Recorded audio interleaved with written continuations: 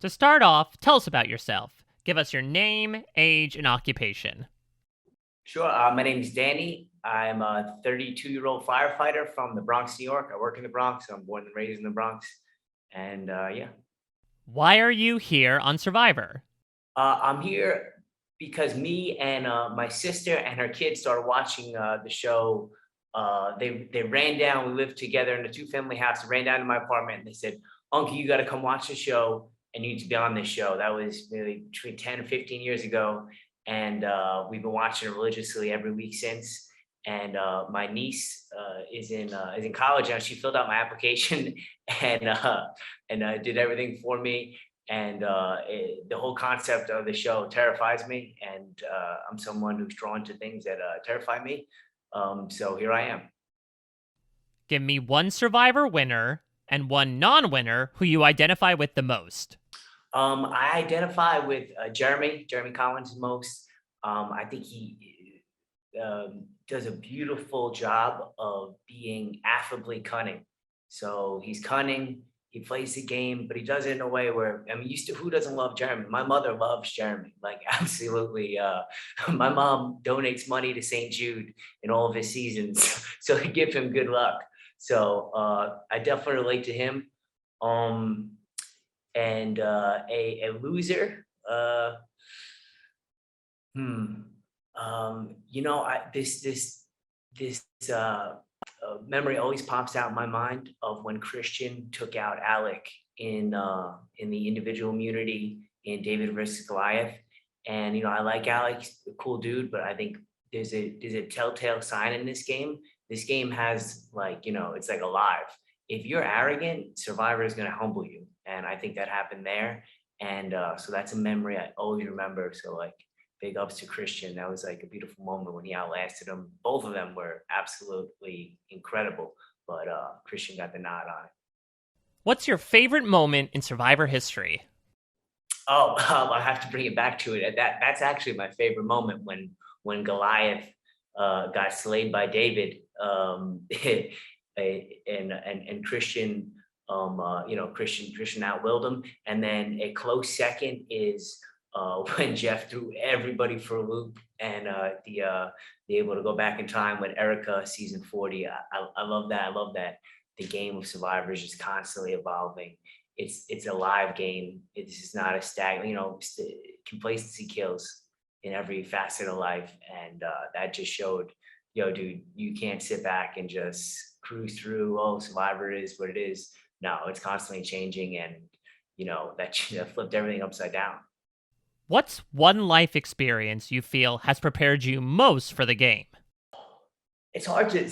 I don't think anything could really prepare you for this game. I think that if you go in with that attitude that you're prepared, somehow you're gonna kind of be surprised when things don't go your way. I'm going into this game expecting things not to go my way. When things start to get difficult, when things go, "Oh man, I can't believe that happened," I'm gonna remember, "Oh, you knew this was gonna happen. This is Survivor. It's never gonna go according to plan." So I think that's what's going to prepare me. And I think it's just from, being a little bit older now. In my 20s, I would probably say I'm a boxer, I'm a firefighter, I'm mentally tough, I'm going to do this. And now that I'm a little bit older, a little bit wiser, I'm going to go in and say, none of that's going to help. The only thing that's going to help me is that I am a little wiser. And I know that whatever's coming at me is going to knock me on my ass. And just got to roll with the punches and have a good time. What excites you the most about the new era of Survivor? What excites me most about the new era Survivor is that it's just like a fight. It's just like a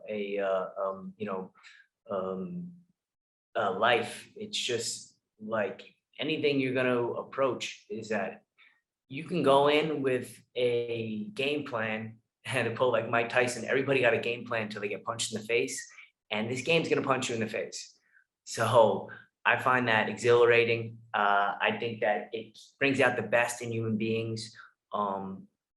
You can't be stagnant, and you can't be complacent, and you got to be ready to adapt at all times, just like life. And Survivor is to show that it's a study of the human condition.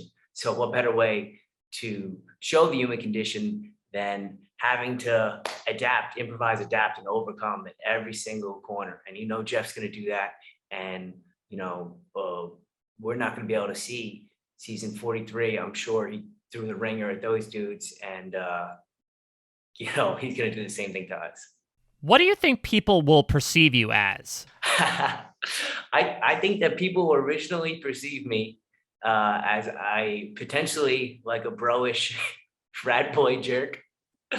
I kind of, whatever, I work out a little bit, and I've been told before I look like I'm perpetually stuck in a dude's night out. So like, once they get past the fact that I look like an insignificant character in like American Pie 5, I think they're going to see him a lot deeper, and I'm a good dude. What type of player are you looking for in an alliance? This goes back to not having being locked into any single set form of how to play. I think you have to read people. If you go out searching for like this specific perfect alliance number, there's no such thing. I mean, like you had Rob and I think Philip, who was like tailor made for him, but that's not going to happen. You're going to have to just read people, and you're going to hope you're going to have somebody who less about what they are and how they view you. Do you want an alliance member that thinks, hey, Danny's great, but I can beat him, and like in the final three, people are going to vote for me over him. So, I mean, that's what you want in an alliance member, somebody who thinks they could beat you. How eager will you be to look for advantages in the game? I'm going to be very eager, but it's just like, I mean, now you're in the game. So like, I'm the same guy who's watching people and say, no, what are you doing? You can't be looking for an item yet. You can't be doing this yet. And now, it's time to like cash in the checks I wrote, talking so much smack to, former players. So I'm going to be very eager to look for advantages, look for idols. I'm going to do my best to hold off until a time where it is going to be not perceived negatively by my tribe, because that's a death sentence. Everybody knows that. That's Survivor number 101. Since they brought idols into the game, that's never changed. You don't want to be the guy who gets caught, or lady who gets caught looking for idols. What's the best advice you received before coming out to play? The best advice I received before coming out to play was enjoy the journey. Do not be attached to the results, because if you have the illusion in your head that you can go out and that this is entirely about skill and you're going to make no mistakes, and that as long as you don't make any mistakes, you're going to win $1 million, I think that's preposterous. Like, I think that the way you win this game is you be in the moment, you enjoy the journey, you play your ass off to win. Like, you try to get every advantage, you try to get every idol, you try to, blindside, kick, scream, bite, however you need to do to win. But at the end of the day, if you're not enjoying the journey, like, this is once in a lifetime. People kill to be on this show. So that's the way you win the game. Enjoy it, ride it out. Can you come up with your own weird phrase that could be said at a challenge to unlock an idol? Oh man, that's a great question. All